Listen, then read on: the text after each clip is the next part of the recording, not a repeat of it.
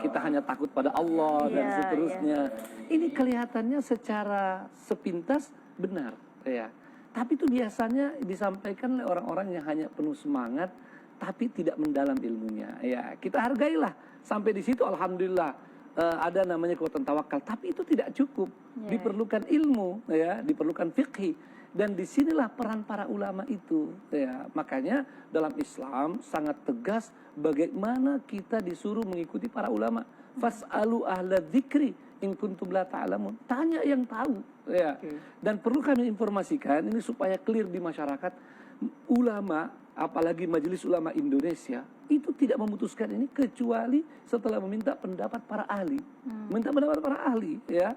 Sehingga benar-benar dengan dasar yang kuat. Itu pun juga MUI memberikan arahan umum, ya, yang sepatutnya dilaksanakan oleh yang berwenang atau berkompeten, ya. Jadi penentuan daerah misalnya terkendali tidak terkendali diserahkan kepada pemerintah daerah. Mungkin gini, kalau menanggapi namanya sifat dari fatwa MUI ini gitu. Ini kan ditiadakan sebenarnya kita paham adalah untuk sementara waktu. Betul. Karena apa? Karena kejadian kasus ini. Betul. Tapi kalau misalnya berkaca lagi soal sifat fatwa MUI itu artinya posisi sekarang itu berarti sudah himbauan kah atau benar-benar jangan dulu? Kalau fatwa MUI itu jelas dari poin nomor 3, nomor 4, nomor 5 itu terinci, ya. Ada yang mengarah kepada pribadi-pribadi yang sudah merasa terkena, ya, atau ada indikasi kuat jangan ke masjid lagi, baik Jumat maupun sholat berjamaah. Ini juga saya menjawab tadi pertanyaan Mbak. Kalau Jumat saja jangan, apalagi sholat berjamaah 5 waktu, ya. Itu yang pertama. Yang kedua, bahwa di daerah yang penyebarannya sudah begitu kuat, ya, walaupun belum ada penetapan, ya, maka sebaiknya dihindari sudah. Ya, misalnya di masjid itu sudah ada info ada yang positif, nah ini sebaiknya sudah dihindari, ya. Nah, apalagi kalau kemudian ada penetapan dari pemerintah, misalnya pihak berwenang, maka ini sudah tidak boleh lagi untuk kita datang ke masjid itu, ya. Kalau sholat Jumat tidak, maka apalagi sholat 5 waktu. Memang ini sementara, ya. Setelah Jumat ini dan Jumat depan akan ditinjau lagi, ya, akan ditinjau lagi. Dan kita berharap masyarakat bisa memahami dengan sebaik-baiknya fatwa ini, ya.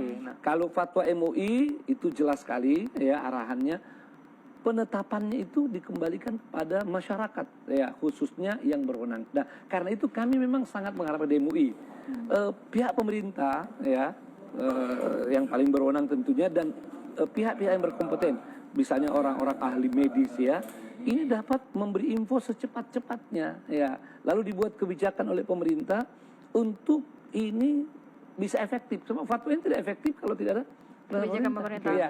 Dan ada hal yang positif karena kita sekarang ini membawa masyarakat untuk mentaati ulama dan juga mendengarkan arahan pemerintah.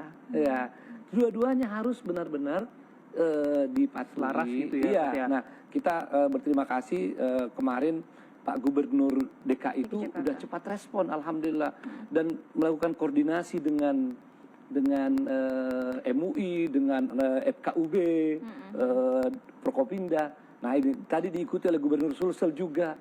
Kita berharap pemerintah daerah bisa seperti itu, karena setiap daerah ini bisa berbeda kondisinya. Tapi gini, dengan keluarnya fatwa MUI kan diharapkan semua bisa mematuhi. Tapi kan mungkin saja faktanya masih ada saja yang 1-2 mungkin melakukan. Sebagai masyarakat ketika melihat itu, sebagai umat Muslim melihat itu gimana, Pak? Nah, memang tentu masyarakat berbeda-beda kan pengetahuan mereka, ya. Kita maklumi, tapi kita berharap ada upaya sosialisasi, dan karena itu terima kasih TV One juga, ya, ini bagian dari sosialisasi. Kita masifkan, kita maklumi kalau ada yang masih telat, ya, tapi diharapkan semuanya patuh pada fatwa ini, apalagi setelah ada penetapan pemerintah, ya, di pusat ataupun di masing-masing daerah. Kita juga berharap kepada semua pihak, mungkin ada tokoh, mungkin ada cendekiawan, ya, yang tidak mendalam ilmunya tentang masalah ini, tidak mendalam ilmu fikihnya, tolonglah jangan membuat statement yang membingungkan masyarakat. termasuk sebagian dai, sebagian orang-orang soleh, kita salut dengan ketakwaan mereka, dengan tawakal mereka. Tapi tidak boleh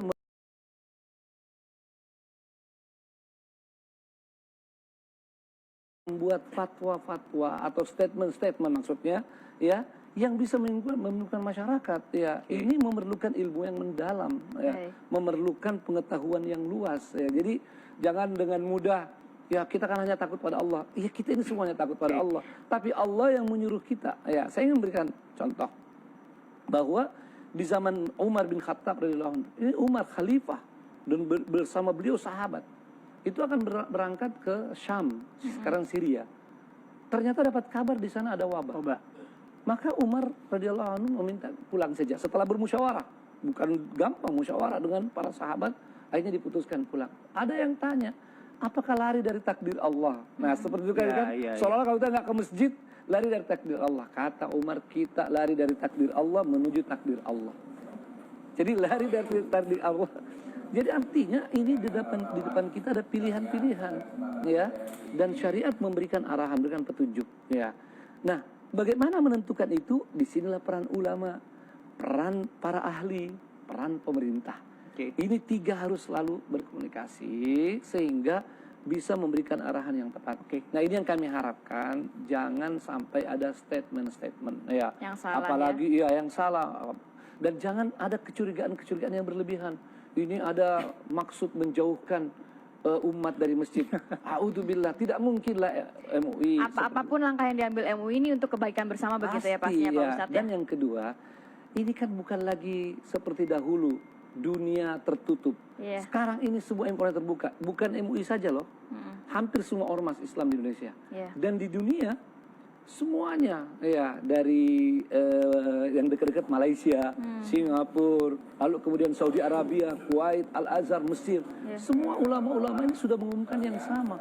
Bahkan di Kuwait, di Saudi itu muadzin sudah dari pekan lalu mengatakan sallu fi buyutikum, azan tapi bilang sholatlah di rumah. Makanya azan itu fungsinya selain mengajak sholat, bisa adalah memberitahu waktu masuknya waktu sholat, ya. Nah, maka boleh sholat. Jadi kalau masih ada orang-orang yang suka mengeluarkan statement, tolong segera dihentikan. Baik, itu menjadi perhatian ya. Tadi juga Pak Ustadz juga mengatakan bahwa sebenarnya ini juga sejalan dengan kebijakan dari Pemprov DKI Jakarta begitu ya, untuk yang menghimbau beribadahlah saja di rumah, tidak hanya sholat Jumat, sholat-sholat lainnya maupun misa dan juga kebaktian ya. Kita akan melihat. Kita dengarkan pernyataan lengkap dari Gubernur DKI Jakarta Anies Baswedan berikut ini. Karena itu, dalam pertemuan tadi kita menyepakati beberapa hal mendasar. Pertama, kita menyepakati bahwa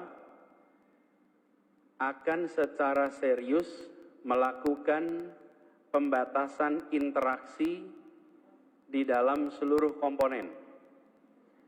Yang kedua, kita menyepakati tadi bahwa kegiatan-kegiatan peribadatan yang diselenggarakan secara bersama-sama di rumah-rumah ibadah, kita menyepakati untuk ditunda hingga kondisi memungkinkan. Untuk sementara waktu kita melakukan selama 2 minggu ke depan. 2 pekan ke depan ditunda, nanti kita pantau kondisinya 2 minggu lagi. Konsekuensinya adalah bagi umat Islam, kegiatan sholat Jumat yang biasanya berjalan normal, kalau minggu lalu anjuran kita adalah melakukan sholat Jumat dengan membawa sajadah sendiri, alas sujud sendiri. Maka hari ini kesepakatannya adalah sholat Jumat di Jakarta ditunda selama 2 Jumat ke depan. Sesudah itu kita pantau kembali.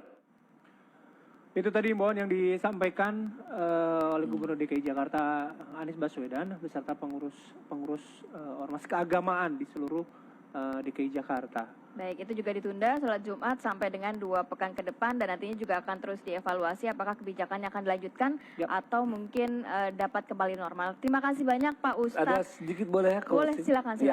jadi ditegaskan lagi, kalau sholat Jumat saja ditunda, itu maka otomatis sholat berjamaah 5 waktu juga. Ya, itu ditunda karena Jumat yang lebih wajib. Ya. Tapi kalau ada pengurus-pengurus mau melaksanakan, ya hanya mereka saja 5-6 orang memang tinggal di masjid, pengurus apa muadzin, itu silahkan saja. Melihat situasi di lapangan situasi juga mereka ya. Nah kemudian sedikit sebagai himbauan kita bahwa mari selalu menjaga wudhu, ya, mandi, juga ya. kebersihan. Nah ini sebuah ikhtiar dan insya Allah mudah-mudahan terhindar. Tapi ingat, orang-orang soleh pun bisa kena. Ya, jadi jangan sampai ada menyombongkan diri, nggak usah takut, yang penting wudhu. Yang penting enggak, orang-orang soleh ini Ibnu Hajar Al Asqalani dalam kitabnya Al-Ma'un ya fi Fadl Ta'un itu menyebutkan bahwa di zaman Umar bin Khattab ya terjadi namanya Ta'un Amwas ya di Syam. Itu yang meninggal 25.000 orang. Ya, 25.000 orang di zaman sahabat. Berarti sebagian ada sahabat di situ orang-orang soleh. Jadi jangan sampai kita ini seolah-olah sombong ya. Jadi boleh memberi anjuran, insya Allah dengan wudhu, dengan mandi kita terjaga. Tapi jangan bilang kalau kita sudah begitu pasti nggak kena aman, enggak. Dan satu poin adalah himbauan dari para ulama ini diikuti lah ya begitu harus ya. diikuti. Terima kasih banyak. Sekali lagi sudah hadir bersama kami di Apa Kabar Indonesia Pagi. Kita akan